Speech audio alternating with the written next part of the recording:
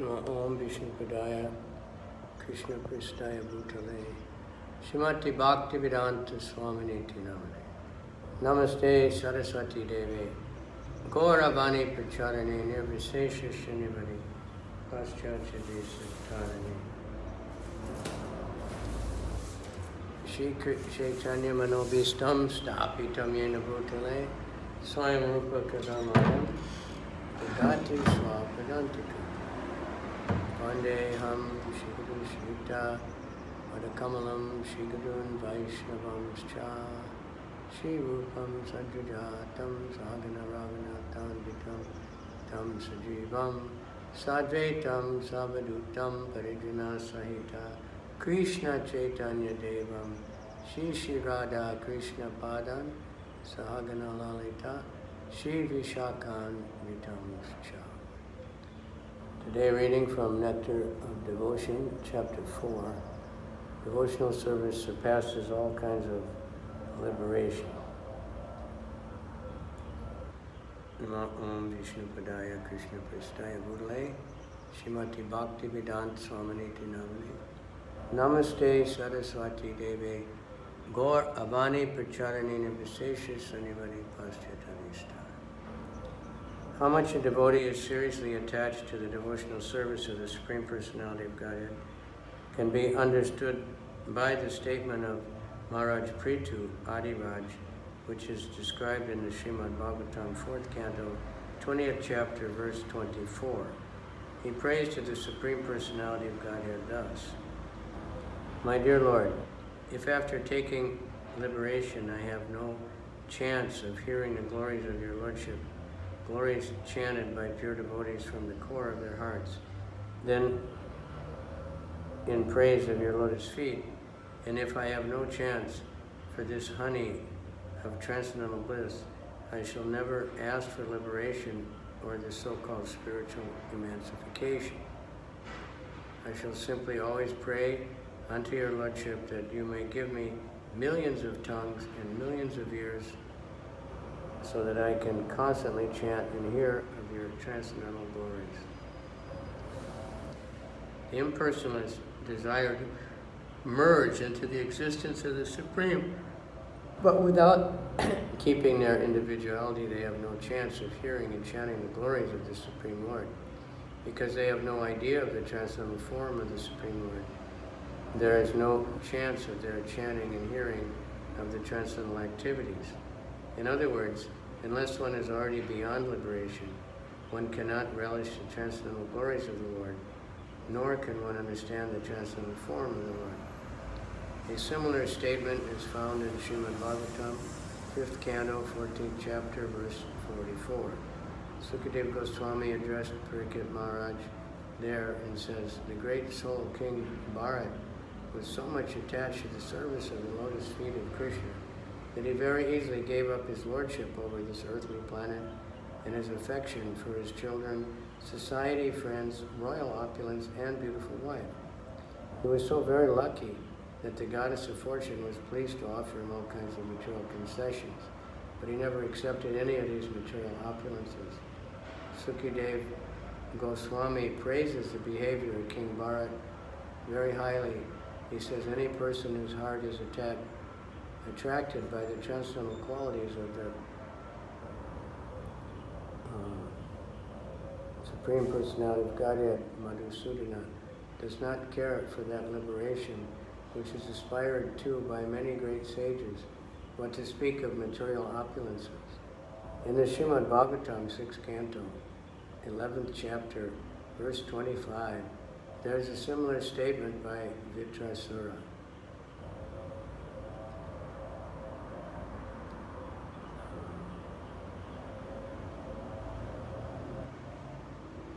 Who addresses the Lord as follows: My dear Lord, by leaving your transcendental service, I may be promoted to the planet called Dhruvaloka, the pole star, or I may gain lordship over all the planetary systems of the universe. But I do not aspire for this, nor do I wish the mystic perfections of yoga practice, nor do I aspire to spiritual emancipation. All I wish for, my Lord, is your association and transcendental service eternally. This statement is confirmed by Lord Shiva in the Srimad Bhagavatam, 6th canto, 17th chapter, verse 28, wherein Lord Shiva says to Sati, "My dear Sati, persons who are devoted to Narayan Krishna are not afraid of anything. If they are elevated to higher planetary system, or if they get liberation from material contamination, or if they are pushed down to the hellish condition of life, or in fact in any situation whatever, they are not afraid of anything, simply because they have taken shelter of the lotus feet of Narayan. For them, any position in the material world is as good as another." There's a similar statement by Indra, the king of heaven, in Srimad Bhagavatam, 6th canto, 18th chapter, verse 74.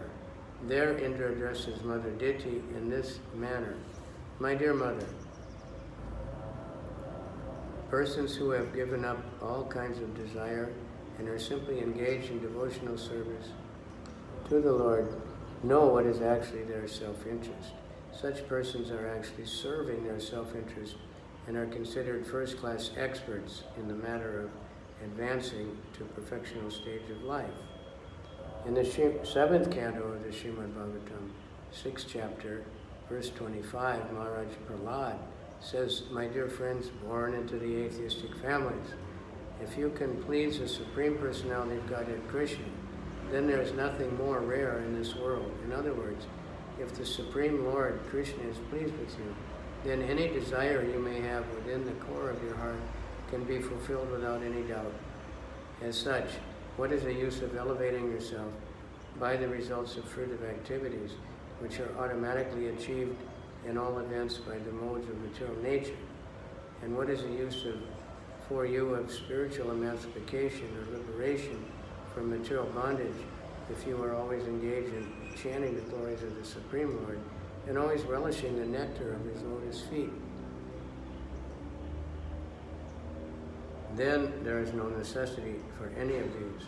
By this statement, Prahlad Maharaj, it is clearly understood that one who takes pleasure in chanting and hearing the transcendental glories of the Lord has already surpassed all kinds of material benediction, including the results of pious fruitive activities, sacrifices, and even liberation from material bondage.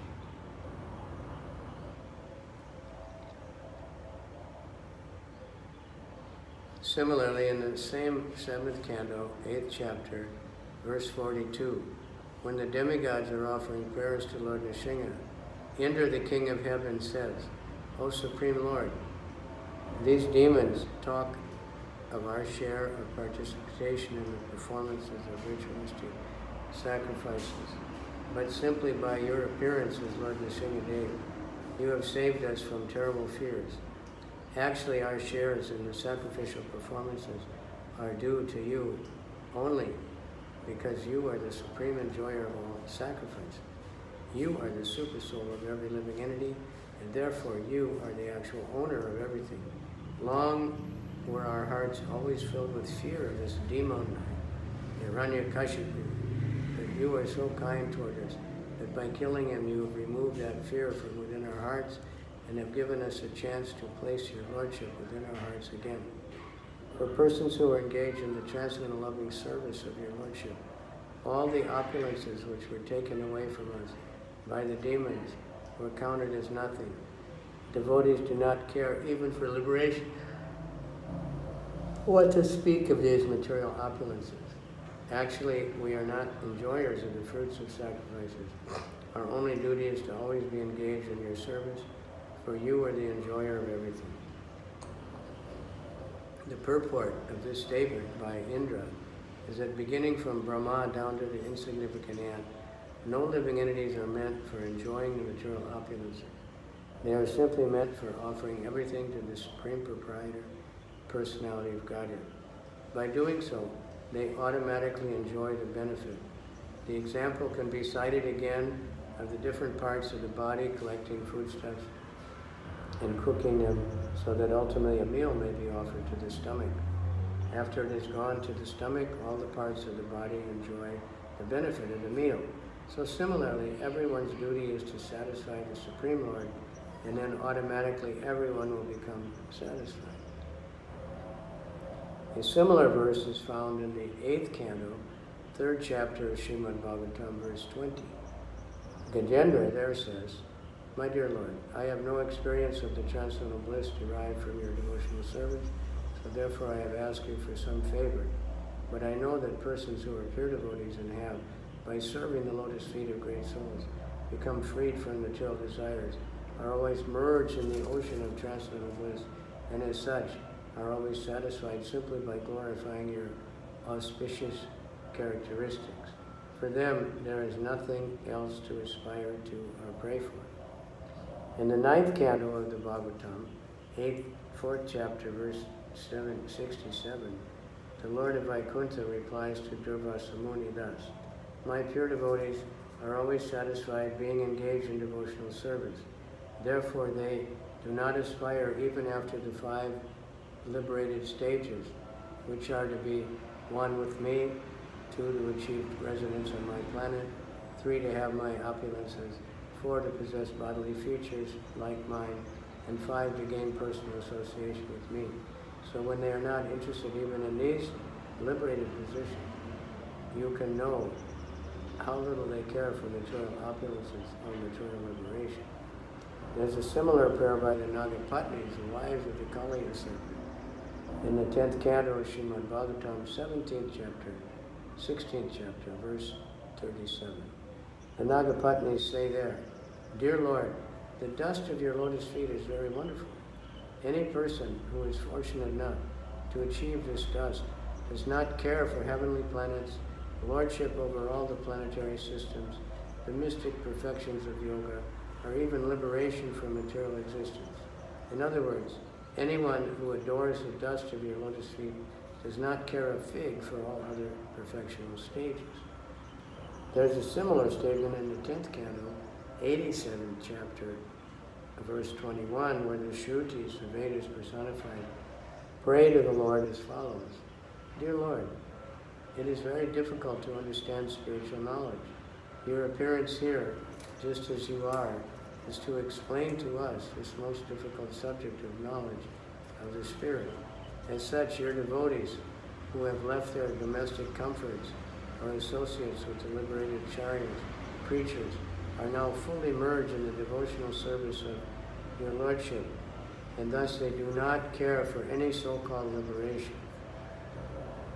In explaining this verse, it should be noted that spiritual knowledge means to understanding the self and the supersoul or the superself are qualitatively one. Therefore, both of them are known as Brahman, or spirit. But knowledge of Brahman is very difficult to understand. There are so many philosophers engaged in the matter of understanding the soul, but they are unable to make any tangible advancement.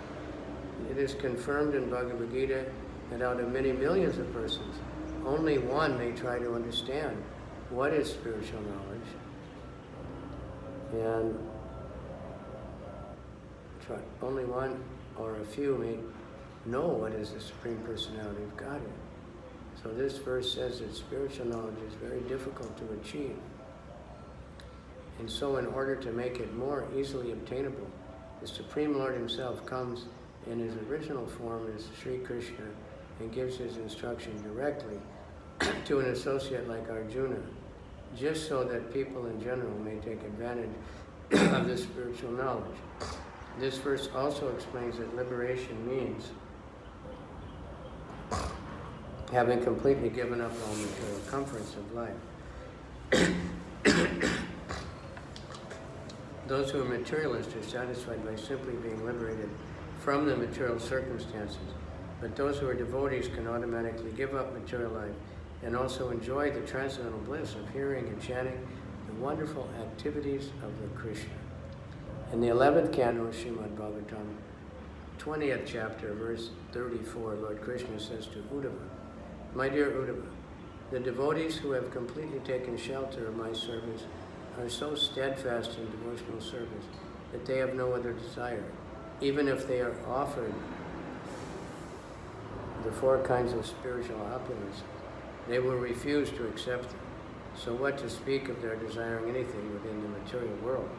Similarly, Lord Krishna says in another passage of the Bhagavatam, 11th canto, 14th chapter, verse 14, "My dear Uddhava, a person whose consciousness is completely absorbed in me, in my thought and activities, does not aspire even to occupy the post of Brahma, or the post of Indra, or the post of lordship over the planets, or the 8 kinds of mystic perfections, or even liberation itself."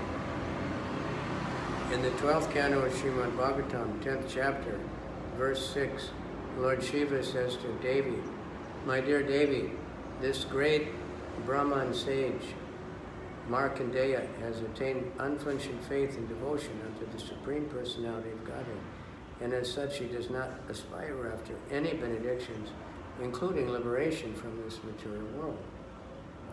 Similarly, there's a statement in Padma Purana describing the ritualistic function during the month of Kartik, October, November. During this month, in Vrindavan, it is a regulated principle for people to pray to Lord Krishna in his Damodar form.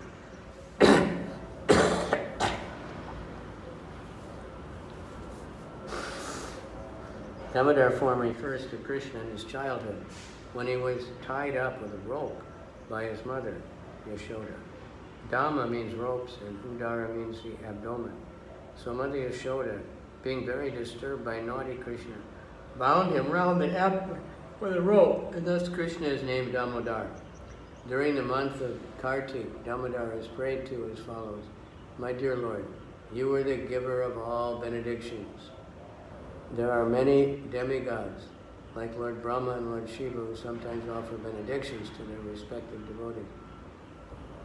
For example, Ravana was blessed with many benedictions by Lord Shiva, and Hiranyakasipu was blessed by Lord Brahma. But even Lord Shiva and Lord Brahma depend upon the benedictions of Lord Krishna. Therefore, Krishna is addressed as the Lord of all benedictions, benefactors. As such, Lord Krishna can offer his devotees anything they want, but still the devotees' prayers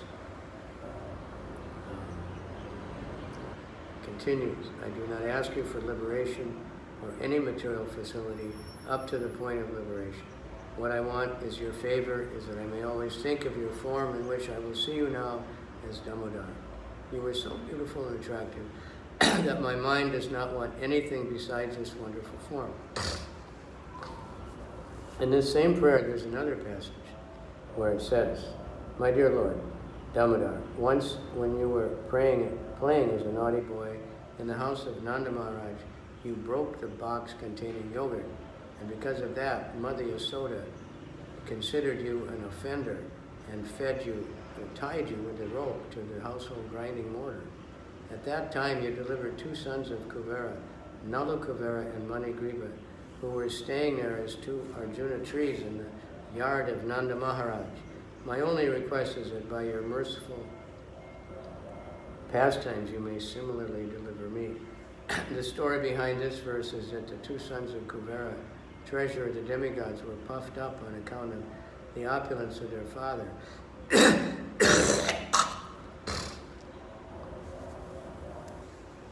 So once in a heavenly planet, they were enjoying themselves in a lake with some naked damsels of heaven.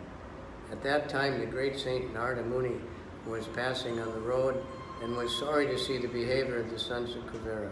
Seeing Narada passing by, the damsels of heaven covered their bodies with cloth, but the 2 sons, being drunkards, did not have this decency. Narada became very angry with their behavior and cursed them as thus: "You have no sense, so it is better that you become trees instead of the sons of Kuvera." Upon hearing this, the boys came to their senses and begged Narada to be pardoned for their offenses. Narada then said, "Yes, you shall become trees, Arjuna trees, and you will stand in the courtyard of Nanda Maharaj, but Krishna himself will appear in time as the foster son of Nanda, and he will deliver you." In other words, the curse of Narada was a benediction to the sons of Kuvera, because indirectly it was foretold that they would be able to receive the favor of Lord Krishna.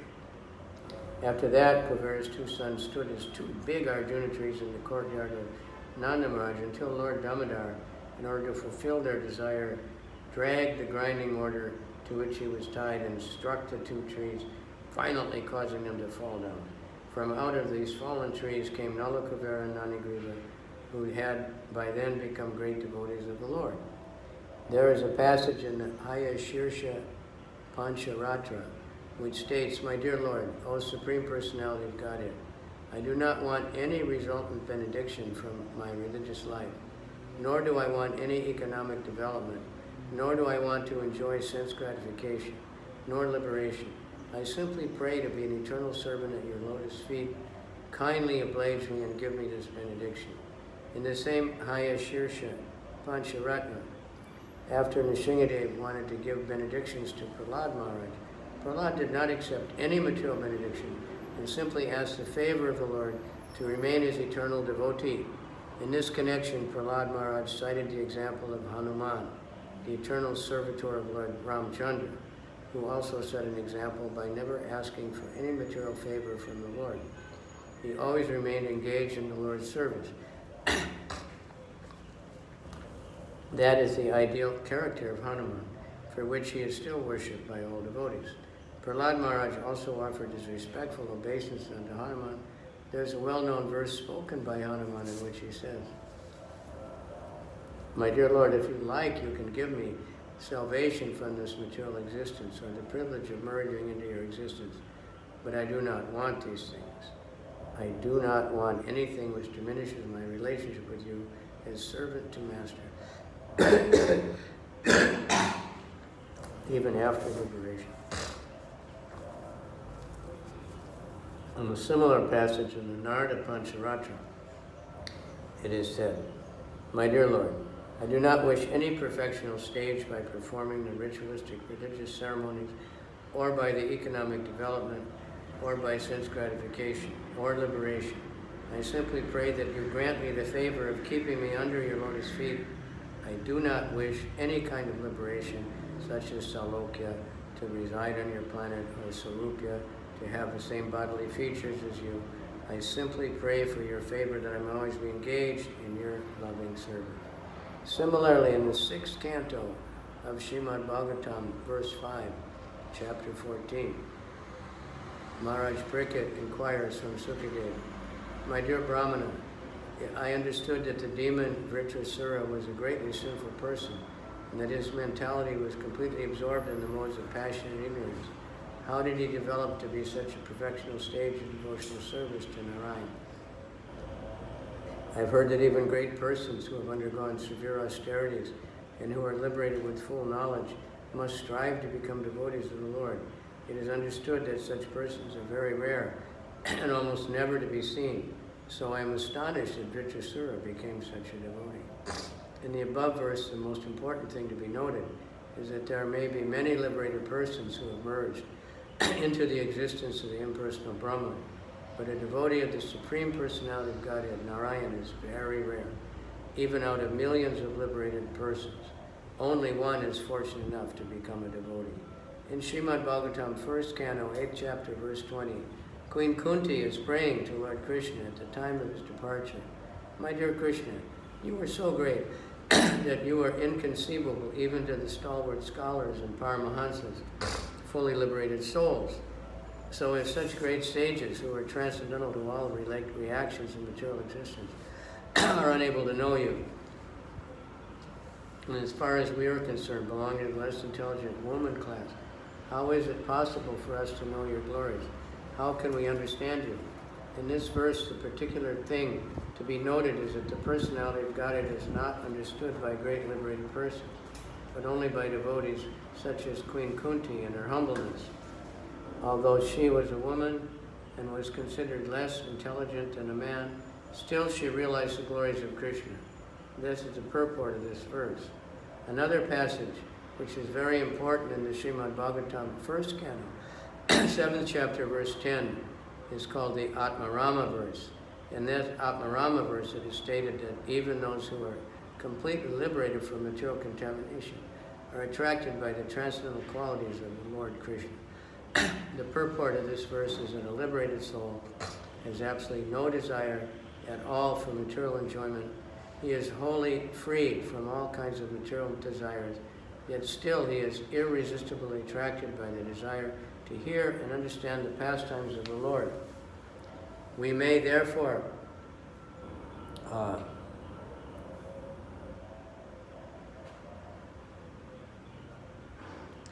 conclude that the glories and pastimes of the Lord are not material. Otherwise, how could the liberated citizens, known as Atmaramas, be attracted by such pastimes?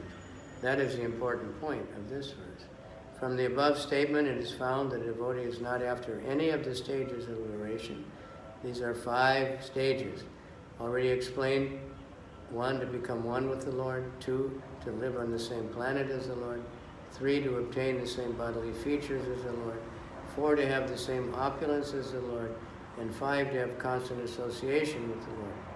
Out of these 5 liberated stages, the one which is known as Sayuja, or to merge into the existence, is the last to be accepted by a devotee. The other 4, although not desired by devotees, are not against devotional ideals. Some of the liberated persons who have achieved these 4 stages of liberation may also develop affection for Krishna and be promoted to the Goloka Vrindavan, planet in the spiritual sky. In other words, those who are already promoted to the Vaikuntha planets and who possess the 4 kinds of liberation may also sometimes develop affection for Krishna and become promoted to Krishna Loka. So those who are in the 4 liberated states may still be going through different stages of existence. In the beginning, they may want the opulences of Krishna, but at a mature stage, the dormant love for Krishna exhibited in Vrindavan becomes prominent in their hearts. As such, the pure devotees never accept the liberation of Sayuja to become one with the Supreme, though sometimes they may accept as favorable the other 4 liberated stages.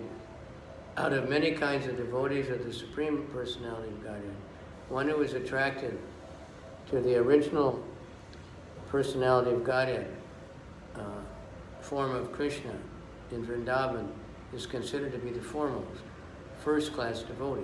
Such a devotee is never attracted by the opulences of Vaikuntha, or even in Dwarka, the royal city where Krishna ruled. The conclusion of Sri Rupa Goswami is that the devotees who are attracted by the pastimes of the Lord in Gokula or Vrindavan are the topmost devotees. A devotee who is attached to the particular form of the Lord does not wish to be redirect his devotion to other forms. For example, Hanuman, the devotee of the Lord Ramchandra, knew that there's no difference between Lord Ramchandra and Lord Narayan, and yet he still wanted to render service unto Lord Ramchandra. That is due to the specific attraction of a particular devotee. There are many forms of the Lord, but Krishna is still the original form. Through all the devotees of the different forms of the Lord, though all the devotees of the different forms of the Lord in the same category, it is said that those who are devotees of Lord Krishna are the topmost in the list of all the devotees. That is the end of that chapter, chapter 4 of the Nectar of Devotion. Many more to come. Thank you, Arival. We're going to stop this one.